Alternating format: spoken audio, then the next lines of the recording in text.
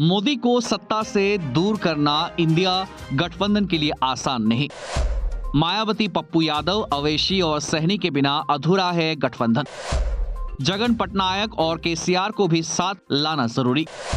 गठबंधन के लिए खुद को एकजुट रखना बनी टेढ़ी खीर। 2024 के चुनावी जंग में पीएम मोदी को पछाड़ने के लिए बना इंडिया गठबंधन नाकाफी है। गठबंधन का वर्तमान स्वरूप किसी भी हालत में मोदी को चुनौती, शिकस्त नहीं दे सकता। साथ ही गठबंधन में शामिल पार्टियों और नेताओं में इतना अंतर्विरोध है कि चुनाव के इन वक्त पर सभी एक साथ रह पाएंगे, इसकी संभावना कम है। हाल ही में मध्य प्रदेश चुनाव के मौके पर समाजवादी पार्टी और कांग्रेस के बीच जिस तरह से मतभेद सामने आए, उनसे स्पष्ट है कि आने वाले दिनों में गठबंधन को जोड़ कर रखना इतना आसान नहीं है जितना समझा जा रहा है। सच तो ये है कि पूरे विपक्ष को एकजुट हुए बिना केंद्र से भाजपा सरकार जाने वाली नहीं है। दूसरी ओर फिलहाल भाजपा मंडल और कमंडल को एक साथ साध रही है ताकि उससे ओबीसी, एससी और एसटी मतदाता बाहर न जाएं। निसंदेह बिहार में जातिगत गणना, आर्थिक आधार पर अवैसी और ईसीबी के आरक्षण कोटे बढ़ने और लाखों लोगों को रोजगार मिलने और विपक्ष की ओर से राष्ट्रीय स्तर पर जातीय सर्वे कराने के बाद से भाजपा सकते में है, परंतु वो इसका काट निकालने के लिए दिन रात प्रयासरत है। यदि इन दिनों मोदी और शाह के राजनीतिक भाषणों पर नजर दौड़ाएं तो पता चलेगा कि भाजपा खुद को आरक्षण का हिमायती बताकर ये साबित करने में लगी है कि उससे बढ़कर कोई आरक्षण का समर्थक नहीं है।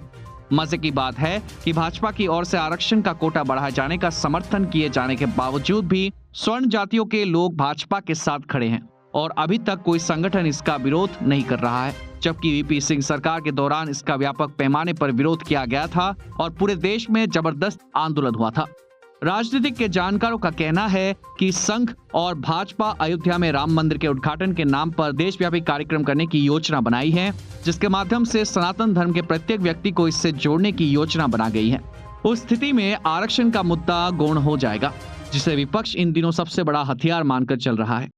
वैसे भी यूपी में मायावती, चंद्रशेखर आजाद, रावण, बिहार में पप्पू यादव और मुकेश सहनी के लिए बिना बिहार और यूपी के जंग को नहीं जीता जा सकता है, कारण कि इन नेताओं को अपनी जातियों और क्षेत्रों में व्यापक जनधार है, परंतु अभी तक इन नेताओं को जोड़ने का प्रयास नहीं किया गया। जबकि सच्चाई ये है कि कोसी क्षेत्र और सीमांचल में पप्पू यादव का व्यापक स्तर पर प्रभाव है। यदि इंडिया गठबंधन को पूर्णिया, मधेपुरा और सुपौल जीतना है तो उसके लिए पप्पू यादव का सहयोग आवश्यक है, परंतु लाल यादव परिवार उन्हें अब तक इंडिया गठबंधन सीट से दूर रखे हुए है।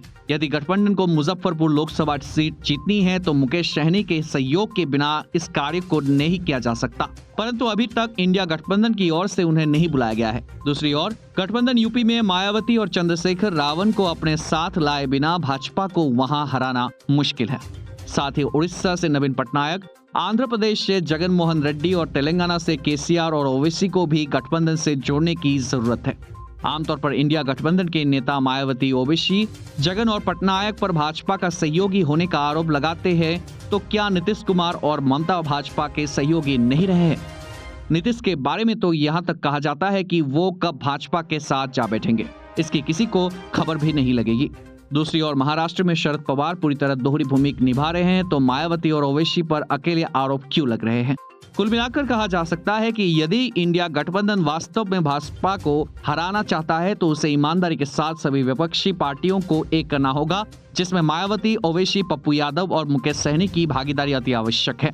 यदि ऐसा नहीं हुआ तो इंडिया गठबंधन अपने उद्देश्य की प्राप्ति में असफल रहेगा। नई दिल्ली से राजेश अग्रवाल की विशेष रिपोर्ट, वॉच टाइम।